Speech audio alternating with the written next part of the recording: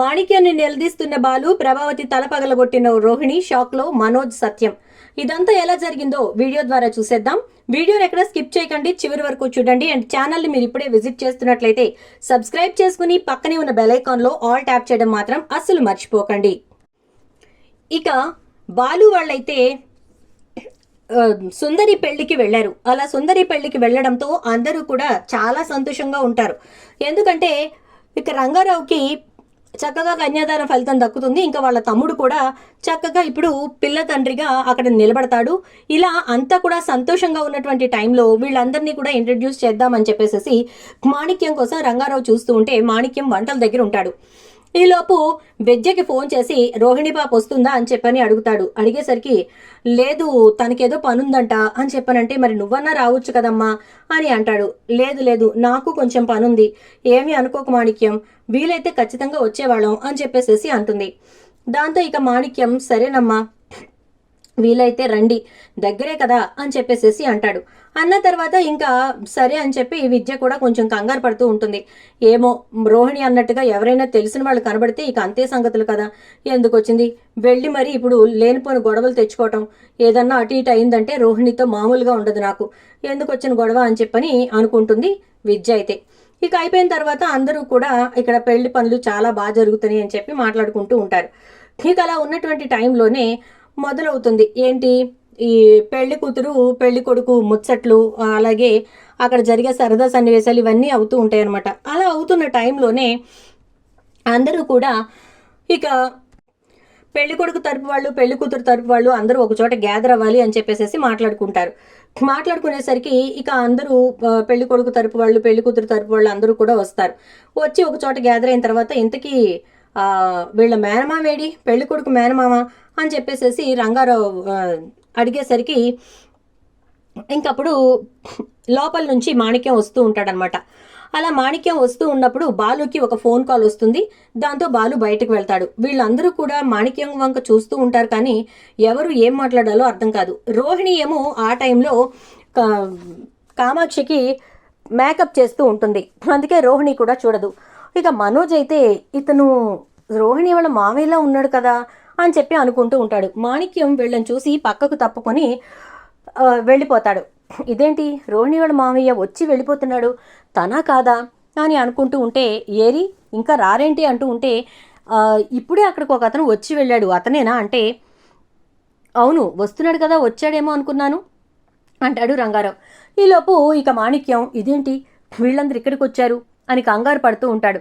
కంగారు పడుతున్న టైంలోనే ఇక బాలు ఫోన్ కాల్ క్లోజ్ చేసుకుని వస్తూ ఉండగా మాణిక్యం కనపడతాడు. దూరం నుంచి మాణిక్యాన్ని చూసి గుర్తుపడతాడు. ఇక బాలు అయితే గుర్తుపట్టి గబగబా మాణిక్యం కోసం వెళ్తూ ఉంటే తను వంటలు చేసే దగ్గరికి వెళ్ళిపోతాడు. వెళ్ళిపోయిన తర్వాత అక్కడైతే మాణిక్యం కోసం వెతుకుతాడు, కానీ మాణిక్యం కనిపించడు. బాలుని మాణిక్యం చూసుకోడు, కానీ బాలు మాత్రం మాణిక్యాన్ని చూసి వెతుక్కుని వెళ్తూనే ఉంటాడు. ఇక ఈలోపు రోహిణి మేకప్ అంతా పూర్తి చేసుకుని బయటకు వచ్చేసరికి ఇక అక్కడ రంగారావు అయితే రోహిణిని చూసి ఏమ్మా మేకప్ అంతా అయిపోయిందా అంటే అయిపోయింది అంకుల్ అని చెప్పని అంటుంది. ఏం మేకప్ ఏంటో దీంతోనే సరిపోయింది, సుందరికి అంటే సుందరికి కూడా అయిపోయింది అంకుల్ అని చెప్తుంది. సరేనమ్మా అయితే అని అంటూ అన్నయ్య గారు ఇలా రండి అని చెప్పని అంటాడు. అక్కడ మాణిక్యం గబగబా వస్తాడు. మన రోహిణి వెనక్కి తిరిగి ఉండేసరికి ఎవరో అనుకుని వస్తాడు. వచ్చేసరికి ఇదిగోమ్మా ఇతనే పెళ్లి కొడుకు మేనమామ అనేసరికి అవునా అంటూ వెనక్కి తిరిగి చూస్తుంది. చూసేసరికి మాణిక్యం ఒక్కసారిగా షాక్ అయిపోతుంది. ఇక రోహిణి అయితే ఇదేంటి ఇక్కడున్నాడు అనుకుని నేను మాట్లాడతానులే మీరు వెళ్ళండి అంకుల్ అని చెప్పి నువ్వేంటి ఇక్కడ చచ్చావు అని అంటుంది. నాకేం అర్థం కావట్లేదు రోహిణి పాప, నువ్వెక్కడో బయట ఉన్నావని చెప్పింది విద్య అంటే నేను వచ్చింది ఈ పెళ్లికే, నువ్వేంటి ఇక్కడున్నావంటే ఇది నా మేనల్లుడి పెళ్ళమ్మా, ఈ పెళ్లికే రమ్మని చెప్పి నీకు కార్డు కూడా ఇచ్చాను కదా అని అంటాడు. అవునా, నేను ఆ కార్డు చూడలేదు, కానీ నాకు ఇవాళ ఈ పెళ్ళి ఉందని చెప్పి నేను అటు రావద్దులే అనుకున్నాను.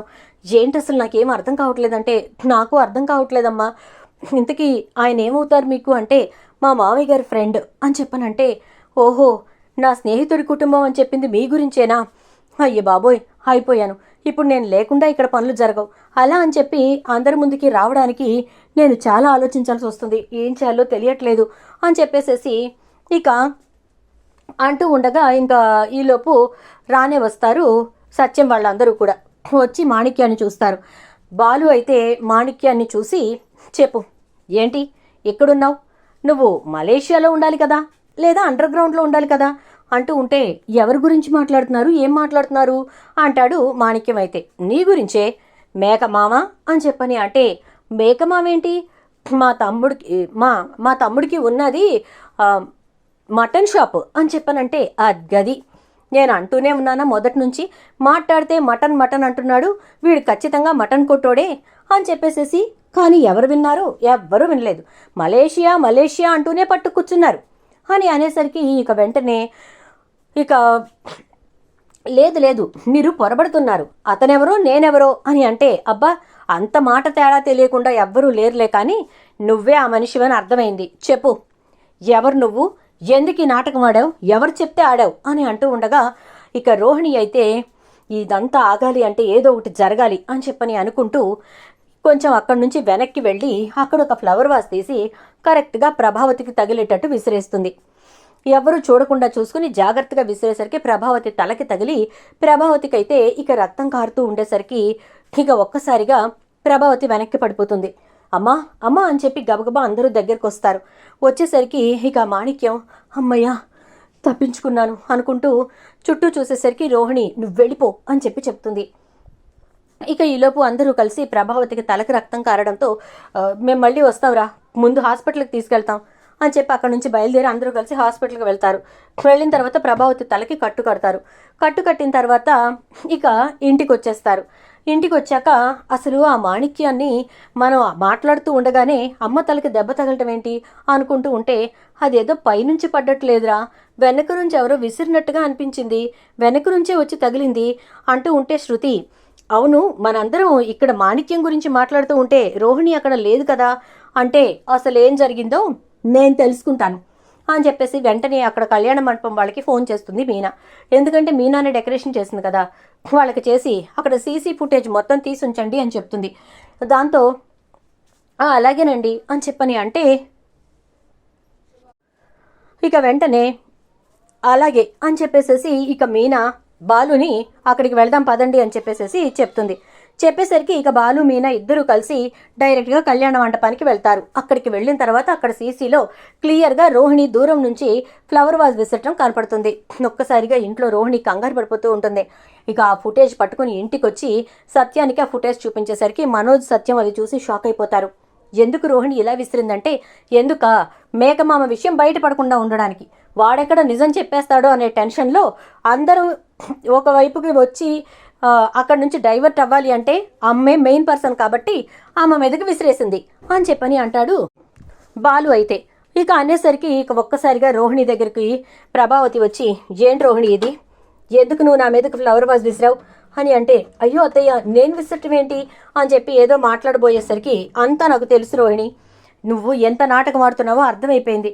అక్కడ మాణిక్యంతో బాలు మాట్లాడుతున్న టైంలోనే నువ్వు నా మీదకి ఫ్లవర్ వాజ్ విసిరావు అంటే దీని అర్థం ఏంటి, ఖచ్చితంగా నువ్వు కావాలనే ఇదంతా చేశావు అని చెప్పేసేసి అంటూ ఉండేసరికి ఇక వెంటనే బాలు ఇంకా మనోజ్ అయితే ఇక రోహిణిని గట్టిగా క్వశ్చన్ చేస్తారు. మనోజ్ కూడా, నువ్వెందుకు ఈ పని చేసావు రోహిణి, అసలు నాకు నిజం కావాలి, ఇంతకీ మాణిక్యం మీ మేనమామేనా లేకపోతే నాటకం వేశాడా అని అంటే, ఏంటి మనోజ్ నువ్వు కూడా నన్ను నమ్మవు, అసలు ఆయన ఎవరో ఈయనెవరో మా మామయ్య కాదు అని చెప్పి అతనే చెప్తుంటే అంటే, కాదు అతను నాటకాలు వేస్తాడని మాకు తెలిసింది, మేము మొత్తం ఎంక్వైరీ చేసేసాం, ఈ మధ్యకాలంలో అతను మలేషియా వెళ్ళొచ్చిన వేషం కూడా వేశాడని చెప్పి తెలిసింది, చెప్పు రోహిణి అని చెప్పి మనోజ్ అయితే రోహిణి చెంప పగలగొడతాడు. దాంతో ఇక రోహిణి కంగారు పడుతూ ఉండగా, నాటకాలు వేస్తే ఊరుకునేది లేదు, జాగ్రత్త, ఇక నుంచి నువ్వు ఈ ఇంట్లో ఎలాంటి స్థానంలో ఉంటావో చూసుకో అని చెప్పేసేసి బాలు అంటాడు. ఆ రోజు నుంచి ఇంటి పని మనిషిని చేస్తారు రోహిణిని అందరూ కలిసి. ప్రభావతి అయితే చీత్కరించిన మనిషి చీత్కరించినట్టే ఉంటుంది. ఎందుకంటే తను ఎంతగా నమ్మిన రోహిణి ఇలాంటి మనిషి అని చెప్పేసేసి అస్సలు అనుకోలేదు అనేసి అనుకుంటూ ఉంటుంది. చూద్దాం మరి ఏం జరుగుతుందో. వీడియో నచ్చితే లైక్ చేసి వీడియోని షేర్ చేయండి. అలాగే ఛానల్ని మీరు ఇప్పుడే విజిట్ చేస్తున్నారు కాబట్టి వెంటనే ఈ ఛానల్ని సబ్స్క్రైబ్ చేసుకుని పక్కనే ఉన్న బెల్ ఐకాన్లో ఆల్ ట్యాప్ చేయడం మర్చిపోకండి.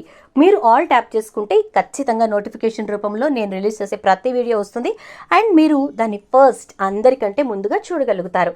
ఇలాంటి ఇంట్రెస్టింగ్ ట్విస్ట్ కోసం మా ఛానల్ని సబ్స్క్రైబ్ చేసుకోండి.